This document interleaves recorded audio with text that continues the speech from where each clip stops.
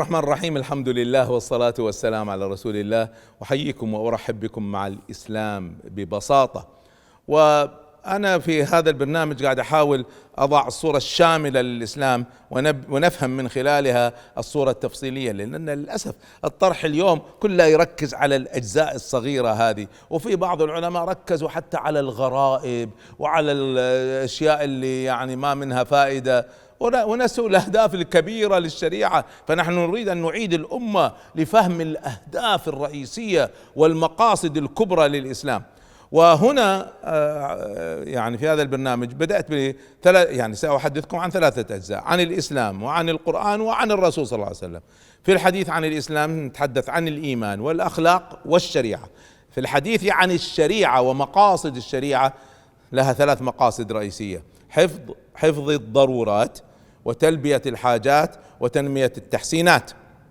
ونحن الآن ما زلنا في الجزء الأول، وهو مقاصد الشريعة المتعلقة بالضرورات. والضرورات 5 تحدثنا فيها عن حفظ الدين، وتحدثنا عن حفظ النفس، وتكلمنا عن حفظ المال. خلونا نتكلم شوية عن حفظ العقل. حفظ العقل هذا مقصد رئيسي جدا من مقاصد الشريعة، وجاءت عشرات الأحكام. مرة ثانية ما يصير يدرسونا الأحكام الجزئية وإحنا ما نفهم المقصد العام، فلازم نفهم ما هو المقصد العام. هذا العقل مقصد من مقاصد الشريعة الرئيسية، المحافظة عليه وتنميته. ومن هنا جاءت مجموعة من المسائل الرئيسية المتعلقة به. نبدأ بالمسائل العامة، بعدين ندخل بشوية مسائل فيها تفاصيل أحكام. من المسائل التي رئيسية جدا أن الإسلام يحترم العقل. اسمعوا، ما في تعارض بين العقل والدين، مستحيل. وخلونا أشرح هذه الكلمة على بساطتها. خلينا ناخذ اليوم الإشكال الكبير اللي بعض الناس وقعوا فيه ومحتارين فيه وانحرفوا حتى بسببه: علاقة الدين بالعلم. وطبعا هذا جزء من فهم العقل، علاقة الدين بالعلم. القانون العام ألخصه لكم ببساطة احفظوه: الدين فيه نصوص، هذه النصوص قد تكون صحيحة وقد تكون مشكوك فيها. ما هي النصوص الصحيحة؟ القرآن الكريم كله صحيح، والأحاديث المتواترة كلها صحيحة. وبالنسبة لي أي حديث حتى آحاد هذا حديث صحيح، الآن نعمل به ما نعمل به هذا موضوع ثاني، بس هذا الآن يسموها مدى الدلالة، مدى الثبوت، العفو. هل هو ثابت ولا ما هو ثابت؟ فالقرآن قطعي الثبوت، يعني ثابت قطعا، والحديث المتواتر قطعي الثبوت، يعني ما في شك فيه. أما الأحاديث حتى لو صحيحة بس ثبوتها ليس كالحديث المتواتر، ما نرفضها بس ليس كالمتواتر وليس كالقرآن. إذن عندنا شيء نسميه قطعي متأكدين 100%، وظني. هذا من ناحية الثبوت. وفي معنى آخر وهو معنى نسميه الدلالة. الدلالة يعني ماذا يدل على ماذا؟ هذا النص يدل على ماذا؟ ماذا يعني هذا النص؟ هذا معنى الدلالة. الدلالة قد تكون قطعية واضحة، قل هو الله أحد، واضحة ما فيها شك. ولذلك الله سبحانه وتعالى يتكلم عن القرآن نفسه، يقول منه آيات محكمات. يعني من ناحية الثبوت كل القرآن ثابت، من ناحية الدلالة، من ناحية المعنى، هناك آيات واضحة المعنى، واضحة لا شك فيها، محكمات هن أم الكتاب. يعني ايش؟ يعني أي آية ما تفهموها، تشكوا في فهمها، تختلفوا فيها، ارجعوها إلى الآيات الواضحات. هذا المقصود، أم الكتاب، ارجعوا إلى الأم. فإذا من ناحية النصوص قد تكون قطعية وقد تكون ظنية. الآن نروح للعلم. العلم يستعمل مصطلحات أخرى، ما يستعمل قطعي وظني، يستعمل أو محكم ومتشابه، إنما يستعمل مصطلحات أخرى. تعرفوا يعني احنا بحكم دراستنا العلمية، يعني العفو، يعني درست دكتوراه في الهندسة في امريكا، ما درست والله شريعة وبس، يعني الحمد لله درسنا الشريعة ايضا. الان في قضية العلم، لما كنا ندرس فلك ولا درسنا جيولوجيا او درسنا علم الاحياء او الفيزياء او يعني علوم الارض وما فيها، والحمد لله كلها درسناها. الان نعرف هذا، احنا في العلم الغربي نعرف ان هناك ما نسميه حقائق وما نسميه نظريات، facts and theories، حقائق ونظريات. تعرفون هذه حقائق ونظريات يعني ايش؟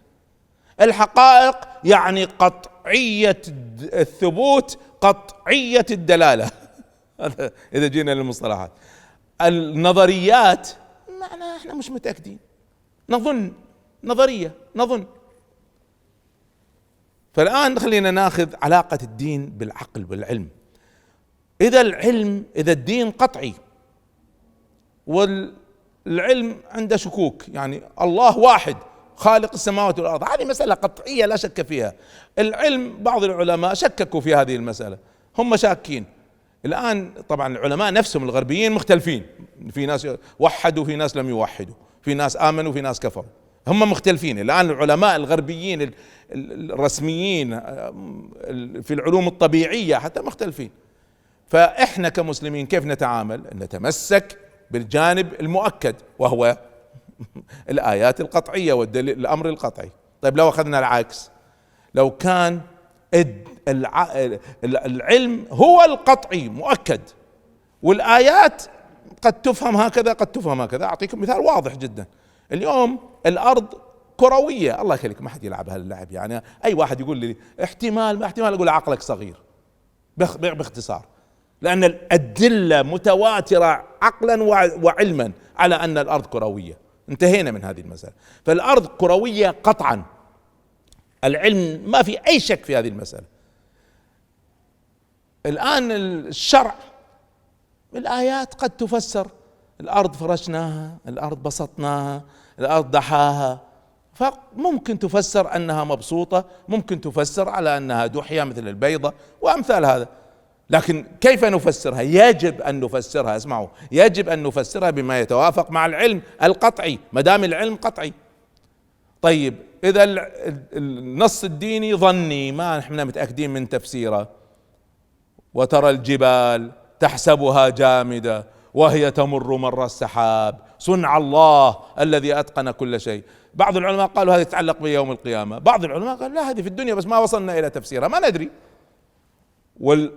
في العلم في هذه المسائل والكوانتم ثيريز والكذا ما هي واضحة، هذه المسائل إلى الآن لم تستقر، ما نعرف كيف نفسرها.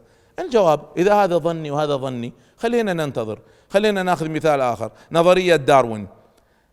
نظرية داروين ظنية، هي اسمها نظرية، هي ليست حقيقة، ظنية، وبالتالي بعض الناس تمسك بها ويحاول يفسر كل الآيات. ما يجوز نفسر آيات القرآن على شيء ظني، ما يجوز، لأن هذا الظني قد يتغير. أنا بغض النظر وافقنا عليها ولا ما وافقنا عليها، أنا الآن لن أنظر إلى نظرية داروين والحكم عليها، أنا قاعد أتكلم عن مبدأ. هل هي حقيقة علمية؟ لا، هي نظرية واسمها نظرية إلى اليوم. إذن ما يصير نفسر آيات القرآن عليها لأنها قد تتغير. فإذا كانت الأمور ظنية خلونا نصبر.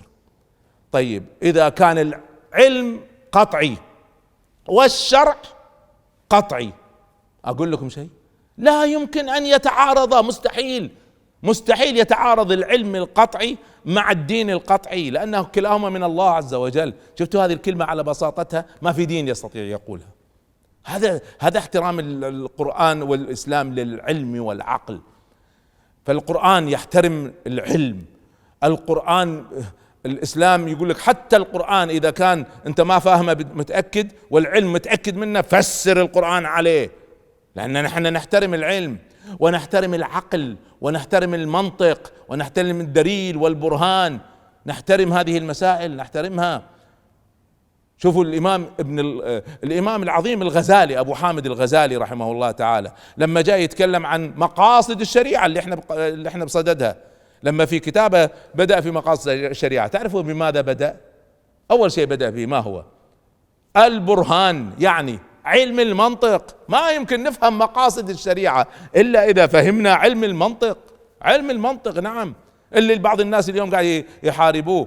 فنحن لسنا ضد علم المنطق، ولسنا ضد الفلسفة وفهمه، احنا ضد اللعب هذا اللي قاعد يحدث، تفسير القرآن على أشياء ظنية ولا على آراء فردية ليس لها مرجعية، ولا رفض السنة، هذا اللي احنا نرفضه. لكن احنا إذا العلم موجود والعقل والمنطق موجود يجب أن نحترمه. وجاءت أحكام كثيرة الآن نفهم الأحكام.